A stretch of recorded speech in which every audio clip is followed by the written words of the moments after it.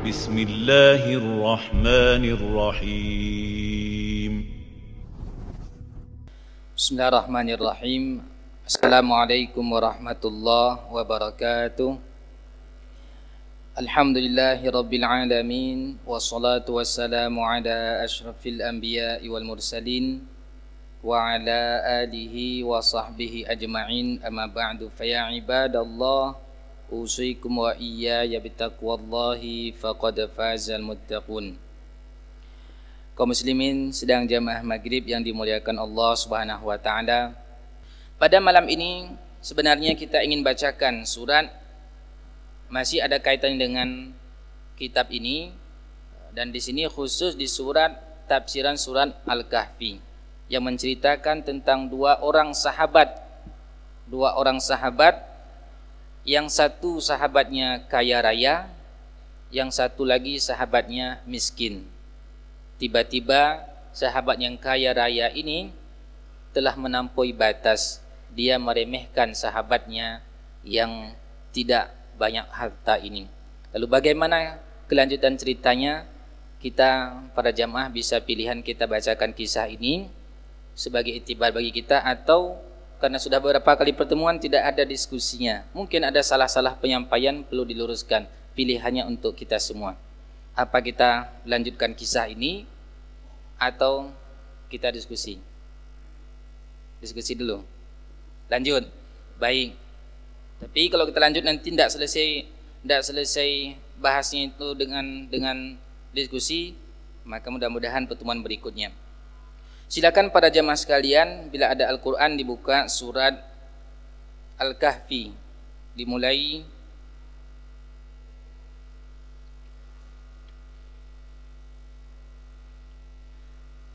dari ayat ke-31. 32. Dimulai dari ayat 32. Allah Subhanahu wa taala berfirman, "Wadrib lahum mathalar rajulaini ja'alna li ahadihima jannataini min a'nabin wa hafafnahuma binakhlin wa ja'alna bainahuma zar'an."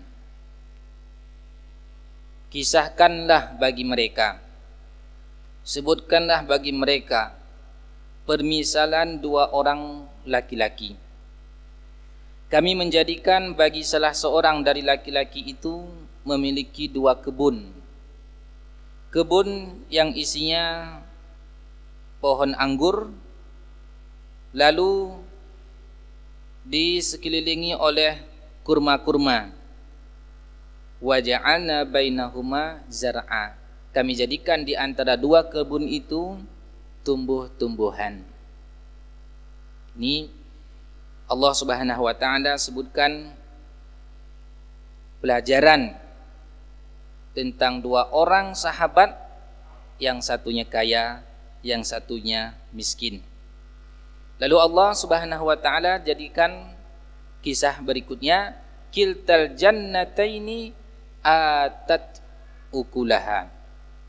Kedua kebun itu menghasilkan buah. Walam tadlim minhu syai'an, sedikit pun tidak dikurangi buahnya. Wa fajjarna khilalahuma nahara, dan dari kebun itu pula celah-celahnya kami pancarkan sungai-sungai. Ini menceritakan tentang keindahan kebun itu. Isinya anggur, kurma, buah-buahan, dan di celah-celah kebun itu ada sungai. Dan ini juga satu pelajaran disebutkan oleh ahli, kalau ingin mendapatkan kecukupan air, maka jangan lupa tanam pohon kurma. Ini luar biasa. Dan sekarang alhamdulillah kita di Aceh sudah ada saudara kita buat kebun kurma. Berdasarkan beberapa pendapat ahli, dari Al-Quran digali, kalau ingin dapatkan kecukupan air, maka pohon kurma itu salah satu caranya. Nah, kapan ada airnya itu? Tanam dulu kurmanya. Maka dalam ayat ini Allah sebutkan, setelah disebutkan tentang kurma, disebutkan tentang anggur, kurma dan buah-buahan, maka wafajjarna khilalahuma nahara. Kami pancarkan di sekeliling, di celah-celah kebun itu sungai, air. Nah, kemudian sedang jemaah sekalian, ayat yang ke-34 masih dilanjutkan tentang isi kebun ini. Wa kana lahu samarun faqala li sahibihi wa huwa yuhawiru. Maka teman yang kaya ini memiliki samarun. Samarun itu bisa artinya buah-buahan. Sebahagian ulama tafsir juga menyebutkan kekayaan. Adalah baginya kekayaan. Faqala li sahibihi, lalu ia mengatakan kepada temannya yang miskin ini, wa huwa yuhawiru, sambil bercerita, apa dia katakan? Ana aksaru minka malan. Aku lebih kaya dari kamu. Wa a'azzu nafaron, dan aku lebih banyak pengikut. Di sini disebutkan bahwa orang ini, orang kaya ini, sahabatnya ini, iftakhara alaihi bisyai'aini. Ada dua kebanggaan yang ia sebutkan. Yang pertama disebutkan kebanggaan bikasratil mal, karena hartanya banyak. Dalam kitab Mukhtasar Minhajul Qasidin ada beberapa faktor yang menyebabkan seorang itu bisa sombong. Di antaranya tadi kasratul mal, orang kaya. Orang kaya lebih besar peluang dia menjadi orang sombong daripada orang miskin. Kalau orang miskin sombong, tidak tahu mau disombongkan apa. Tapi kalau orang kaya, besar peluangnya. Terlebih kekayaannya itu mencolok. Dan juga berpeluang orang sombong itu kasratul atba', orang yang banyak pengikut. Banyak hartanya, banyak orang yang mengikuti dia, kagum dia. Kalau dia sebagai pimpinan pesantren, banyak santri yang belajar di pesantrennya. Ini berpeluang. Kalau dia sebagai panutan, banyak orang yang mengikuti dia. Kalau dia seorang yang memberikan pengajian, banyak yang hadir dalam pengajiannya. Itu besar peluang menjadi orang sombong. Walau secara dalam kita tidak tahu bagaimana isi hati seorang itu, tapi peluang untuk menjadi orang sombong itu besar. Juga sahibul quwwah, orang yang memiliki kekuatan. Orang yang memiliki kekuatan juga berpeluang menjadi orang sombong. Misalkan dia duel, tidak ada yang bisa mengalahkan dia. Ini bahaya, berpeluang untuk menjadi orang sombong. Sebenarnya tadi saya sudah mau print ini satu fatwa para ulama, karena sedang heboh sekarang ini bagaimana hukum mulaqamah. Mulaqamah itu tinju, ya. Sudah saya printkan dari fatwanya Syekh Saleh Al-Munajjid. Beliau fatwa ini ditanya pada tahun 2002. Itu sudah ada pertanyaan. Yang bertanya itu petinju. Pertanyaannya kira-kira bagaimana menurut Syekh hukumnya duel, bertanding dalam duel dengan tujuan saya untuk mengalahkan orang kafir. Dan hasil tinju itu saya sedekahkan. Itu pertanyaannya. Dijawablah. Tapi sayang sekali teman yang kita amanahkan untuk print tadi belum datang. Jadi kita tunda nanti. Apakah boleh atau tidak boleh? Ternyata para ulama kita telah membahas masalah itu. Bukan tahun ini viralnya, sudah ada fatwa hukum tinju itu. Dalam bahasa Arabnya mulaqamah. Mulaqamah petinju. Kalau orangnya mulakim. Mulakimun petinju laki-laki, mulakimatun petinju perempuan.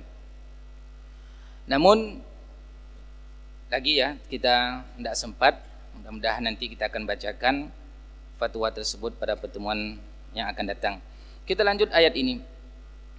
Jadi peluang orang sombong itu banyak harta, banyak pengikut, orang yang kuat. Orang berilmu juga berpeluang untuk sombong.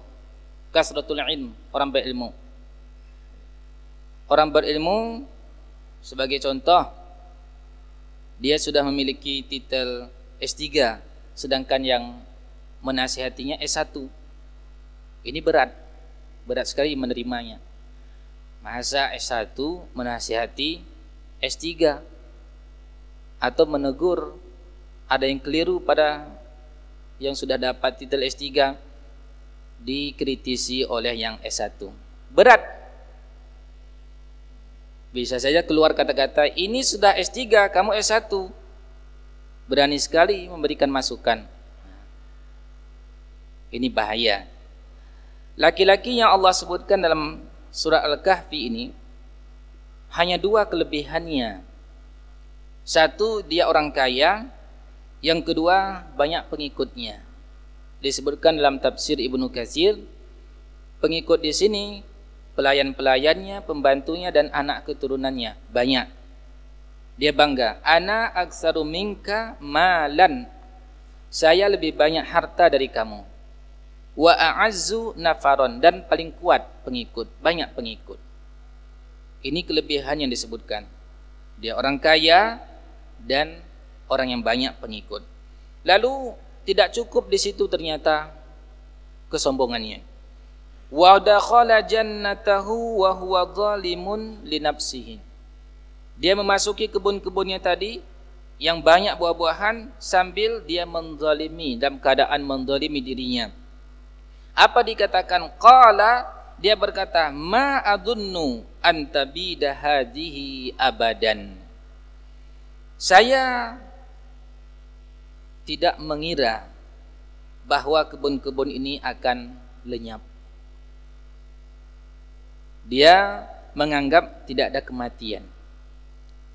Tidak ada yang lenyap. Kekal ini kebun dia. Lebih parah lagi, tambah kesombongannya, wa ma adunnu sa'ata qa'imatan. Saya tidak menyangka ada hari kiamat. Itu sudah bertambah. Awalnya hanya membanggakan saya orang kaya, saya banyak pengikut. Tambah lagi, ini kebun saya tidak akan rusak-rusak, panen terus selama-lamanya. Tambah lagi, saya tidak yakin ada hari kiamat itu. Luar biasa. Dosa itu, sedang jemaah sekalian, dia seperti onderdil mobil. Kalau satu rusak tidak diperbaiki, dia minta kerusakan yang lain. Oli misalkan, kering olinya tidak kita ganti, kita tambah, kita biarkan, dia makan yang lain. Begitu dosa. Kalau satu dosa kita biarkan, tidak dihapus dengan istighfar, taubat kepada Allah, dia akan berlanjut terus dosa berikutnya, dosa berikutnya. Masuk misalkan, contoh, dan tidak mesti terjadi, ingin masuk PNS, diawali dengan dosa sogok, tidak berhenti di situ. Setelah lolos dia dari hasil sogokannya, ditambah lagi, digadaikan lagi. PNS ini minta uang lagi ke bank, terus begitu, tidak berhenti itu. Maka bagi seorang mukmin, bukan masalah dia jatuh dalam dosa, tetapi yang masalahnya tidak mau bertobat dari dosa itu. Kullu bani Adam khata'. Setiap bani Adam itu jatuh dalam kesalahan. Wa khairul khata'in at-tawwabun. Sebaik-baik orang yang melakukan kesalahan itu ada upaya dia untuk taubat. Bergegas dia bertobat, tidak bertahan dalam kesalahannya, apalagi dia tambah kesalahan itu. Laki-laki yang Allah sebutkan di sini, awalnya hanya kebanggaan dia, sombongnya karena kekayaan. Disebutkan, ana saya aksaru, lebih banyak, minka, daripada kamu, malan, harta. Wa a'azzu nafaran, dan saya lebih banyak pengikut, lebih kuat. Tidak cukup di situ, dilanjutkan lagi. Ini kebun saya tidak akan punah-punah selama-lamanya. Tidak akan rusak, tidak akan berhenti buah-buahannya. Tambah lagi, hari kiamat itu tidak ada. Berkufur di atas kufur. Lalu dia pede pula.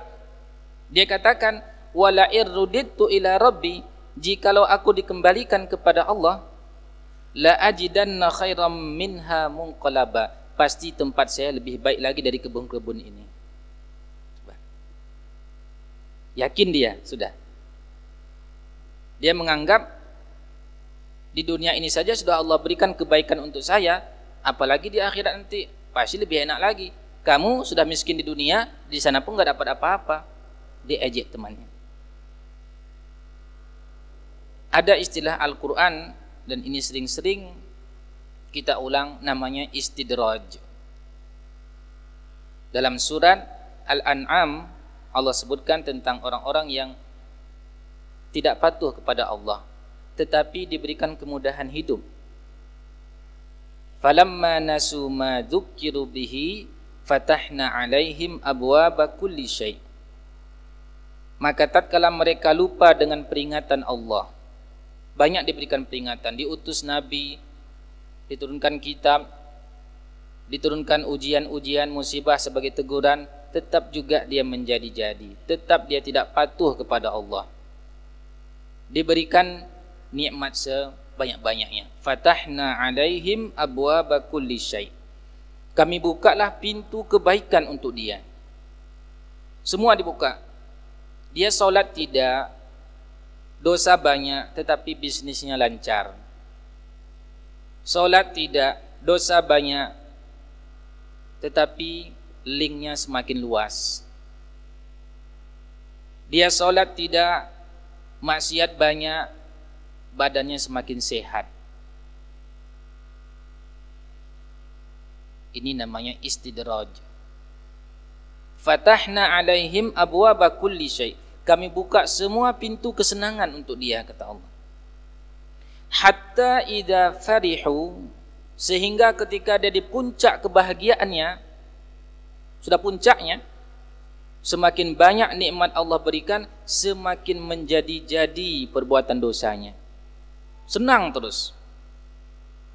Orang-orang suka dengan dia. Banyak orang yang berteman.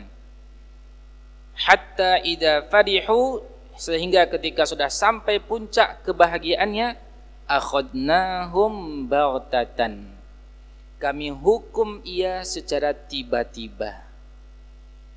Fa idahum mublisun, saat itulah ia baru tercengang. Tercengang. Begitu hukuman bagi orang-orang yang Allah berikan istidraj. Maka bagi kita sedang jamaah sekalian, di saat Allah berikan nikmat, padahal ibadah kita tidak menambah, malah sebaliknya dosa yang ada, kita selalu ingat, jangan-jangan ini adalah istidraj. Jangan-jangan Allah sudah tidak suka kita, sudah dibiarkan terus, silahkan buat dosa, silahkan buat dosa. Tapi nikmat semakin banyak.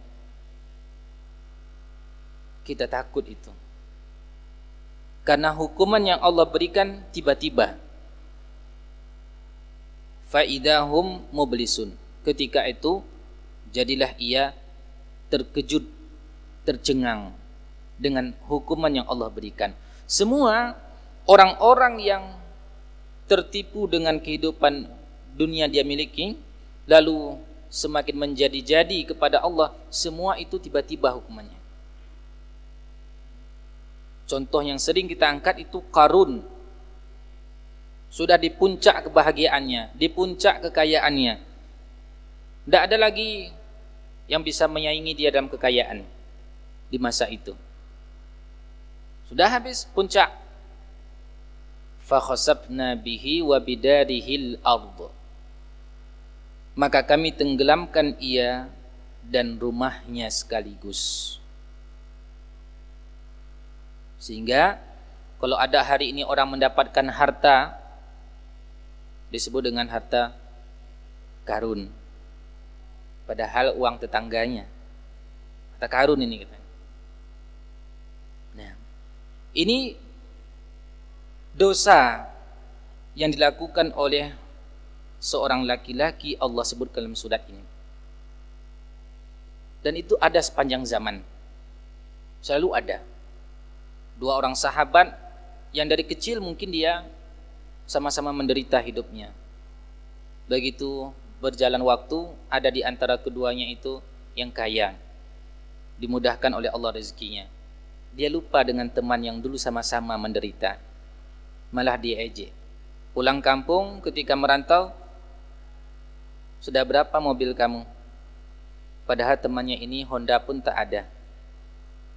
Dia sengaja untuk menyebutkan kekayaan dia saja untuk merendahkan sahabatnya ini. Dan itu selalu ada. Allah Subhanahu wa taala sebutkan contoh-contoh ini bukan untuk orang dahulu saja. Ini contoh orang dahulu dan sepanjang zaman akan terus ada model manusia seperti itu. Dia keluar rumah, sengaja gonta-ganti mobilnya untuk pamer saja. Untuk pamer saja.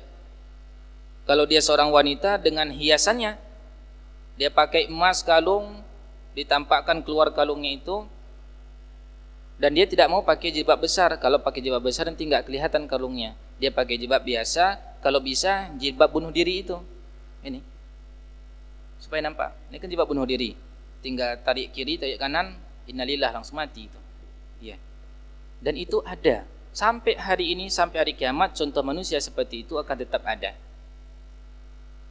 Kalau tujuan dia tidak untuk mempamerkan, kenapa harus dipakai? Mau berhias di rumah untuk orang yang halal, mengundang itu, mengundang yang tidak baik.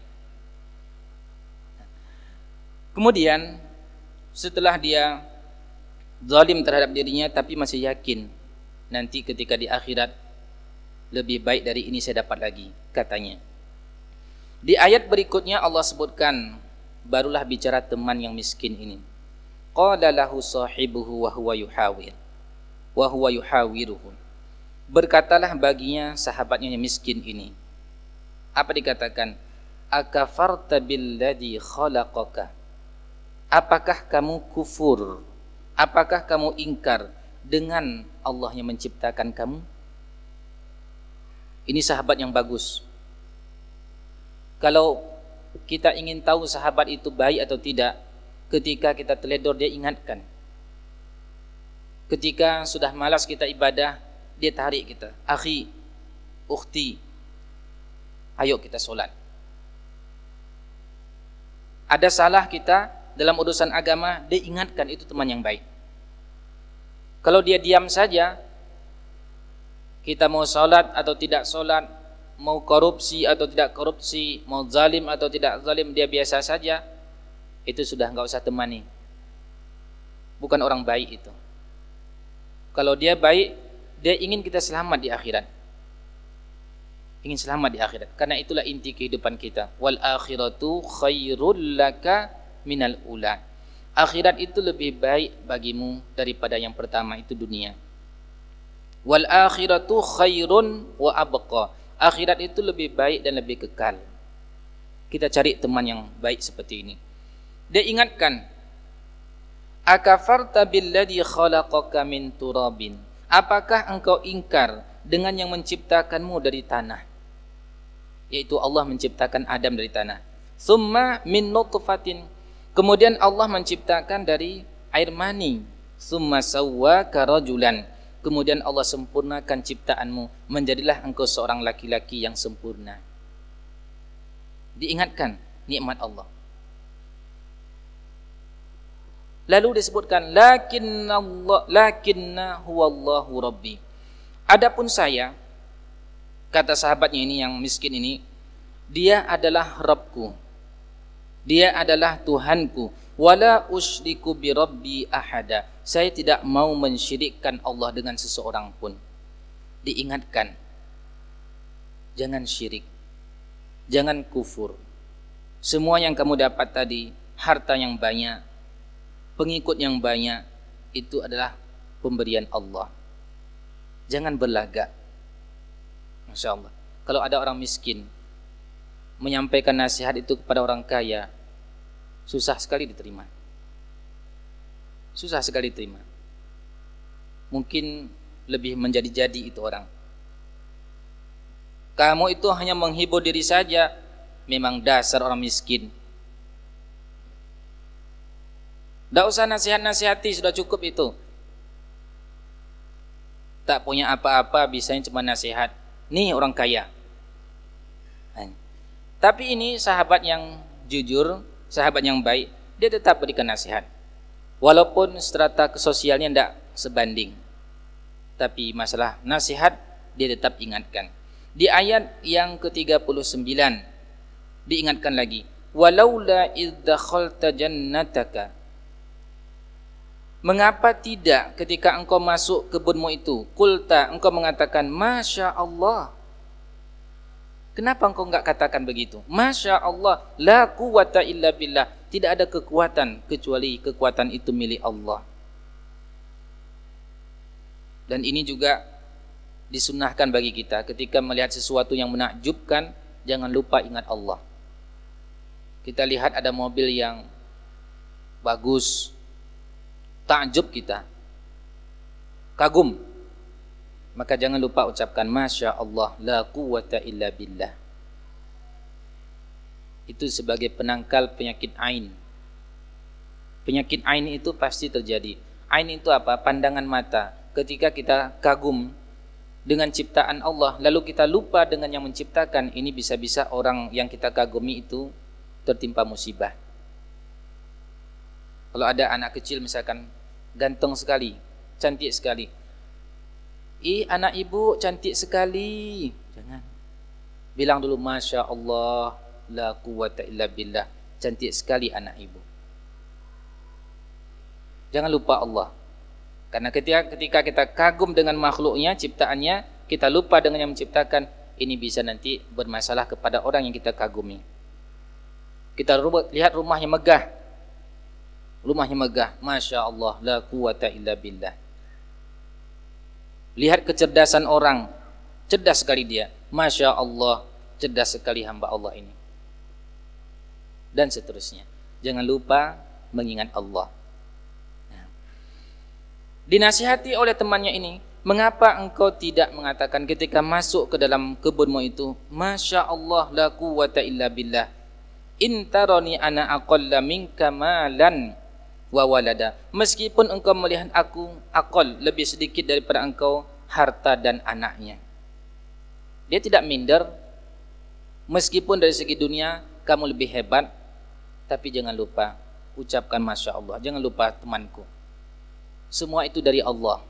Allah berikan, Allah titipkan, dan bisa Allah ambil lagi. Sombong masih? Nah, sahabatnya ini